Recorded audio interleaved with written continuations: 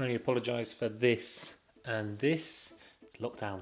Well, it's been a long road, but we got there. Yes, finally, we are making croissants. Now, it's taken me forever to get this video made, as I've never actually been quite 100% happy with the recipe. You only need to look at my Instagram to see a highlight reel of failed croissant attempts. My issue is not making the croissant itself, that's not too bad, but I've been desperately trying to make a croissant that's not only tasty, but has that sort of honeycomb crumb structure on the inside. You know, that one that you just see plastered all over Instagram. It looks like this. And I wanted to be able to do it without a sheeter and to make a recipe that can be recreated at home just using a rolling pin. Now, people seem to feel quite strongly about croissants, and I may have made some choices here that aren't going to please everyone. But this is a recipe that works for me and allows me to achieve my idea of a perfect croissant. So I'm probably going to pop in and out of the recipe in quite an annoying fashion, just to try and explain some of the choices I made and what you can do to adapt it yourself. But let's stop the chat and let's get on with it. So the first thing we're going to need to make is our détrempe. This is just a fancy word for what you and I would call dough. So into a bowl, add 250 grams of strong white bread flour, 30 grams of sugar, 5 grams of salt, and then give all these dry ingredients a little mix together. Then add 10 grams of dried yeast or 20 grams of fresh yeast, and then mix all the ingredients together and disperse the yeast evenly. Now, this might seem like an awful lot of yeast in comparison to the amount of dough, but I found this was the perfect amount to really get my dough to puff up. Croissant dough is quite rich and it needs a little extra boost to really get it nice and light and airy. But if this amount of yeast offends you in any way, feel free to scale it back. Then add 75 grams of water and 75 grams of whole milk to the bowl and mix everything together. Once the dough starts to come together, get your hand in there and finish off the process, making sure there's no flour left in the bowl. Then transfer the dough to a work surface and begin to knead lightly. At this stage, you don't really want to go too crazy with the kneading. It's really just about making sure the ingredients have been brought together to make a smooth, homogeneous dough.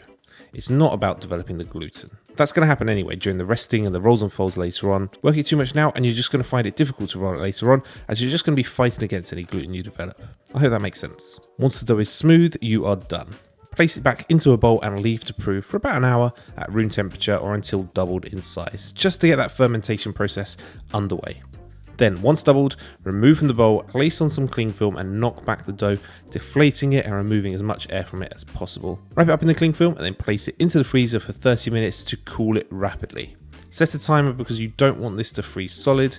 It does have a detrimental impact on the yeast in the dough, which will affect our rise later on. Then after 30 minutes, transfer the dough to the fridge and then leave it to rest anywhere between 8 and 12 hours. Now, the reason we're putting the dough in the freezer is to try and control the fermentation. We're rapidly lowering the temperature of our dough to try and slow down the activity of the yeast. We don't want those little fellas burning through all their fuel before we've even had a chance to shape these croissants. So the freezer does a really good job of lowering the temperature of that dough, slowing down the yeast before we let it rest for 8 to 12 hours. While the dough is resting, we can make our barrage, or our butter block. We're going to shape 200 grams of salted butter into a 15 by 15 centimeter square.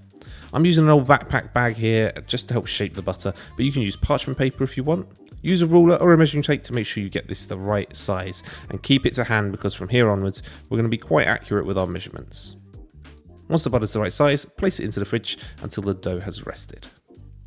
Now, the butter is important, but I wouldn't lose your mind over it. Most butter in the UK is about 82% fat. You may have heard of dry butter being better for croissants and layered pastries, but this is only 2% fat more, and you have to buy it in kilo slabs, and I presume you're not making croissants for a living, so I wouldn't worry too much about it. I'm using supermarket own brand butter, and it's absolutely fine for the job, but if you can afford to splash out a little, go right ahead. After the dough is rested, we can incorporate our butter block into the dough. Now, throughout my research and testing, I would often see recipes state that the dough and the butter need to be the same temperature to laminate them or layer them together. This isn't really true.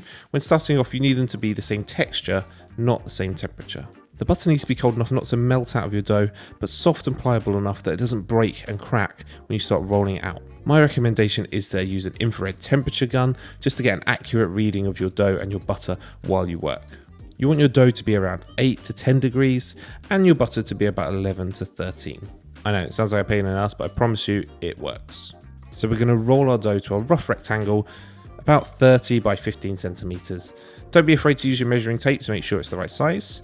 As we roll out the dough, it will go into this sort of oval shape, so we're just going to use our hands to stretch the dough and create the corners of the rectangle like this. Once we've got our rectangle, we can add our butter block to the center. Then fold the excess dough over the butter, stretching it a little bit if necessary to completely cover the butter. Then turn the butter and dough block 90 degrees and start to roll it out. You can see here I'm pushing the dough with my rolling pin just to start stretching out the dough. This helps soften the butter, making it easier to roll out without warming it up too much.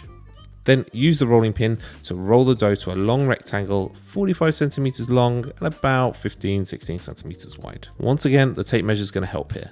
And don't be afraid to check the temperature of the dough when you're working with it. Anywhere between 10 and 17 degrees is fine, but once you start getting above that 18-degree mark, then that butter is going to start softening and seep out of your dough. If it's getting too warm, just put it back in the fridge, let it chill until it reaches about 10 degrees again, and then continue to work with it. Once we've got the dough to the right size, trim the top and the bottom edges. This is going to help ensure that we have even layers of butter end to end in our dough. Then we're going to give this dough a simple fold. This is where we fold the bottom third of the dough over the middle third and then fold the top third of the dough to cover everything. Gently press the folded dough together with the rolling pin, then wrap in cling film and stick in the fridge to rest for about 30 minutes. This resting isn't just about firming up the butter in the dough, but it's also about letting the gluten relax, making it easier to roll out later on. So don't think you're going to be able to cheat and rush this process by sticking it in the freezer. After 30 minutes, check the dough's temperature. We want it to be around 10 degrees to continue working with it. Place the dough on a lightly floured surface and repeat the same rolling and folding technique we have done previously. Roll to a 45 by 15 centimeter rectangle, trim the top and the bottom of the dough to keep the edges nice and straight, then fold the bottom third up to cover the middle third, and then the top third down to cover everything. Then gently press the dough with a rolling pin just to seal it, and then wrap with cling film and return to the fridge, then leave to rest for 8 to 12 hours or overnight. And that's it for the rolls and folds. That doesn't seem like much, and you might be used to recipes telling you to do 3 single folds, or maybe a single fold and a double book fold like this. But through all my testing, I found that 2 single folds seems to give me the most consistent results when it comes to giving me that open structure that I'm looking for inside my croissant. Right, we've left our dough to rest overnight, and now it's the next morning and it's time to shape our croissants. So we're going to roll our dough to a large rectangle, then we're going to trim the edges to give us a rectangle that is 40 by 28 centimeters. Using a ruler, make a mark every 8 centimeters down one of the long edges of the rectangle. Then on the other side, make your first mark at 4 centimeters and then make a mark every 8 centimeters after that. Use the ruler to make lines to join the opposing marks together, giving us this sort of zigzag pattern. If the temperature of the dough is still okay, we can use a sharp knife to cut down these mark lines to give us 9 triangles. I found that to get the best results for my croissants, that my triangle needs to be at least 3 times longer than its base. If you make the triangles too short, your croissants just end up flat by the time you've cooked them. So I always make them just a little bit longer than they need to be, that way they stay nice and round once they're cooked. Then all we need to do is roll up these little triangles. Give them a shake just to stretch out the dough slightly and then make a small cut in the base of the triangle. Using your fingers, starting at the base, carefully roll up the triangle all the way to the tip. Once the triangle is rolled, transfer to a baking sheet lined with parchment paper, making sure the tip of the triangle is underneath the croissant. This will stop it from unfurling during the proving and cooking stages.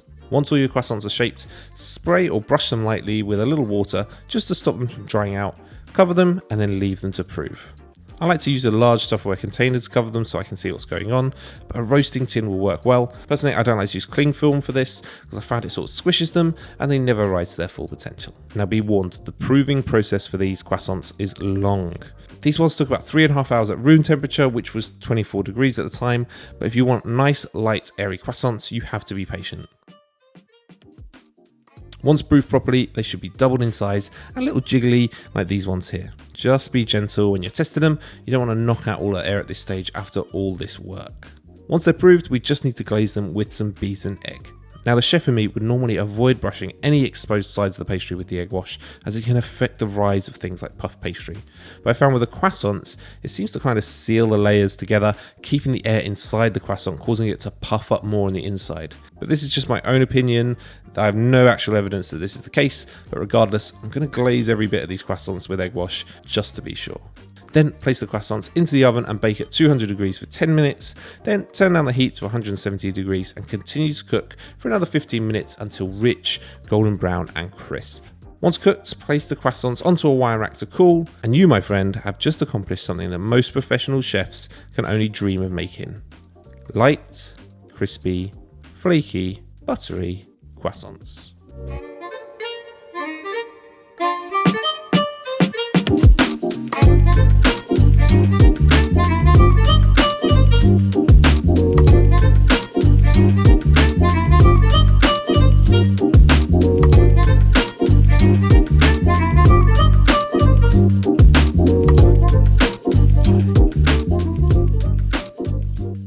Okay, I'm sorry, I should have told you at the beginning this was a 2-day process. If that puts you off, I can only apologise. I've tried to make this as easy as possible, and if it makes you feel any better, I've seen recipes out there that are a 3-day process. So now you only have to wait 2 days for amazing croissants. You're welcome. During my testing, I couldn't say that there was a noticeable difference between a 2-day croissant and a 3-day croissant, and I'm an instant gratification sort of person, so if I can get something done in less time, I'm gonna do that. I did try and make these croissants in 1 day, and it can be done, but I found it difficult with the rolling and the shaping with those shorter resting periods. The gluten really wanted to shrink back and fight against me, and I just ended up with these sort of real tight textured little croissants. But leaving the dough to rest overnight allowed that gluten to chill out, relax, and it made rolling and shaping an absolute breeze. Please give these a go, because I can honestly tell you, after months, literally months of trying to get this recipe perfected, these are some of the most satisfying pastries I've ever made, and I want to share that with you. Thank you so much for watching the video. If you like this recipe, please let me know by hitting the thumbs up down below, and if you're new here and you like what you see, why not consider subscribing as well. If you like any of the equipment that you see on my channel, you can also head over to my Amazon store, and if you want, you can purchase some. Why not? Treat yourself. Hit me up on Instagram or Facebook. I love to see what you guys are cooking. The ingredients for this recipe are in the description down below, and if you want the full recipe, head over to my website www.albrady.co.uk. There's all sorts of stuff over there. You should go and check it out. I will see you next time.